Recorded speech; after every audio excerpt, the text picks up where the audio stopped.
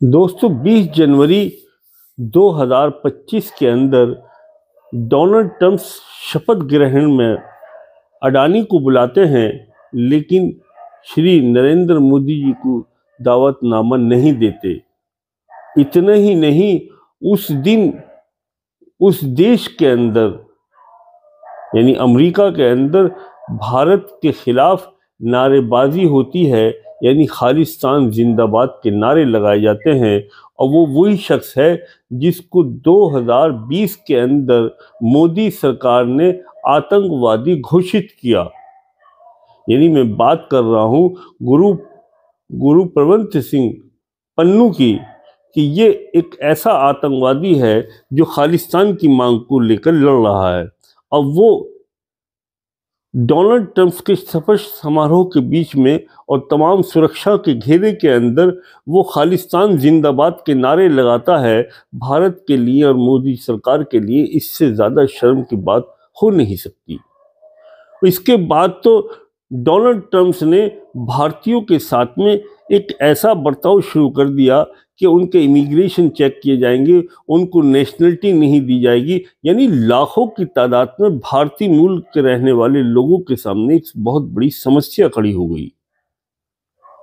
और हद तो जब हो गई जब डोनाल्ड ट्रंप ने भारत मूल के रहने वाले भारतीय प्रवासियों को इस तरह से अपने देश से निकाला किया जैसे कि वो आतंकवादी हों, जैसे कि वो बहुत बड़े अपराधी हों। यानी उनके पैरों में बेड़ियां डाली गई और उनके हाथों में हथकड़ियां डालकर, और ऐसे जहाज जो आर्मी का जहाज था उससे उनको हिंदुस्तान वापसी भेजा गया।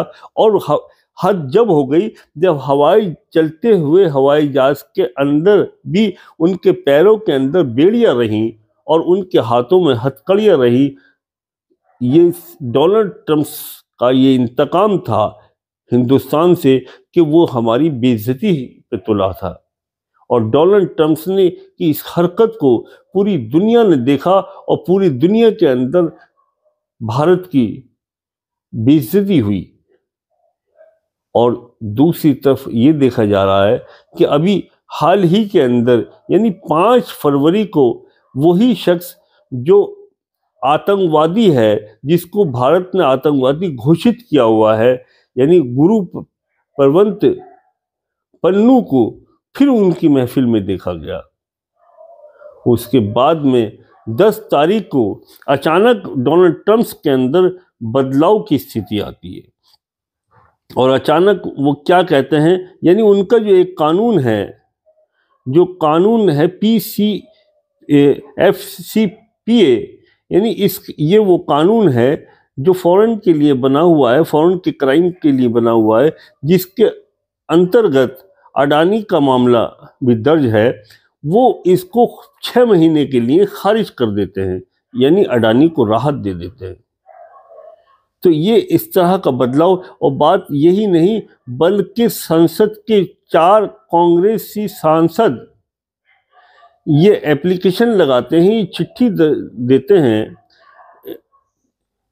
अटॉर्नी जनरल को कि ये वो 6 सांसद ये चिट्ठी में लिखते हैं कि पिछली सरकार जो बाइडेन की सरकार थी उसका ये फैसला गलत था और ये एक बहुत बड़ा व्यापारी है और इसके साथ में इस तरह के बर्ताव की वजह से हिंदुस्तान से हमारे रिश्ते खराब हो रहे हैं।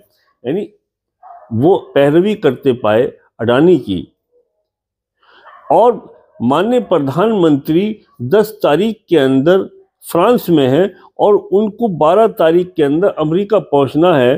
तो मात्र 48 घंटे पहले ये हलचल अमेरिका के अंदर आखिर क्यों हो रही है?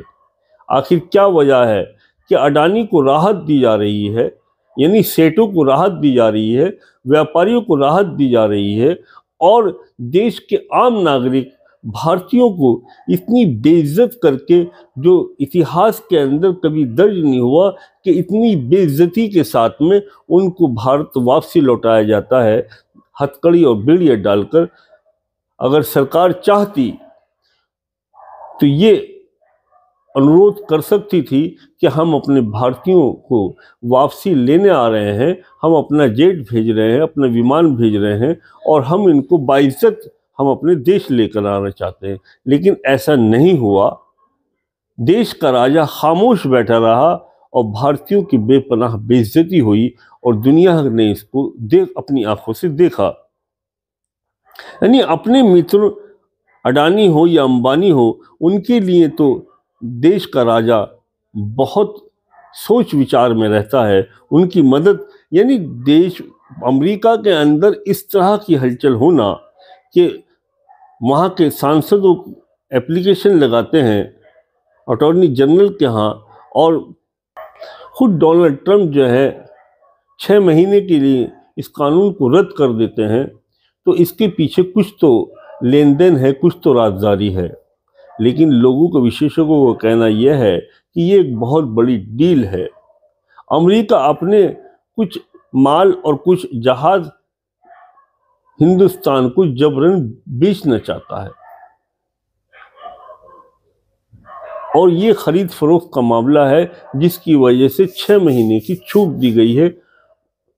यानी माननीय प्रधानमंत्री के मित्रों को 6 महीने की छूट किसी डील के तहत दी जा रही है। तो दोस्तों, देखने की बात यह है कि देश के इतना महान देश और देश के महान नेता कभी इस बारे में सोचते नहीं हैं कि हमारी जनता इतनी बेइज्जती के साथ वहाँ से आ रही है और देश का राजा सिर्फ कॉरपोरेट की और बड़े व्यापारियों की मदद में लगा हुआ है, उनकी हमदर्दी में लगा हुआ है। दूसरी तरफ देखा ये जा रहा है कि हमारा जो यहाँ से स्टील निर्यात करते हैं अमेरिका को, उसके ऊपर उसने बहुत ज़बरदस्त इंपोर्ट ड्यूटी लगाई है और अपने माल को बेचने पर उसने ड्यूटी को घटाया। फिर नहीं चाहता कि उसके ऊपर कोई सरकार ड्यूटी लगाए। यानी अमेरिका अपने व्यापार दृष्टि से अपने को दुनिया का नंबर 1 साबित करना चाहता है और भारत के साथ तो एक दुश्मनी के आधार पर उसने, ट्रंप ने जब से शपथ ली है उसके बाद में जितनी भी उसने कार्रवाई की है वो भारतीय प्रवासियों के खिलाफ की, और देश का राजा जो है उसके बावजूद भी खामोश बैठा रहा।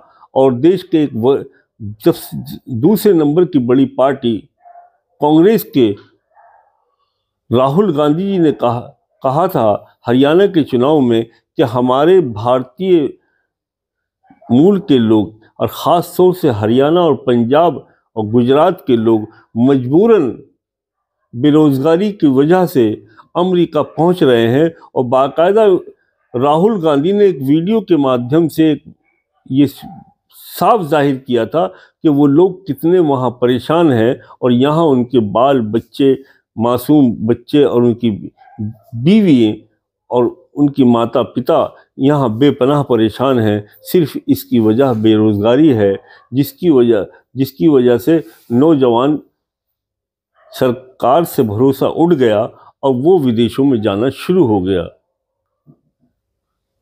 तो सरकार को इस तरफ सोचना चाहिए। लेकिन उस वक्त में किसी भी कीमत पर राहुल गांधी की बात को किसी मीडिया ने इसको गंभीरता से नहीं लिया, बल्कि राहुल गांधी की मजाक उड़ाई गई। दोस्तों, आज के हालात ऐसे हैं कि इतनी शर्मनाक तरीके से किसी देश के नागरिकों को नहीं भेजा गया अमेरिका से, जैसे कि भारतीय मूल के लोगों को भेजा गया, वो भी हथकड़ी और बेड़ियों के साथ में हिंदुस्तान को लौटाया गया।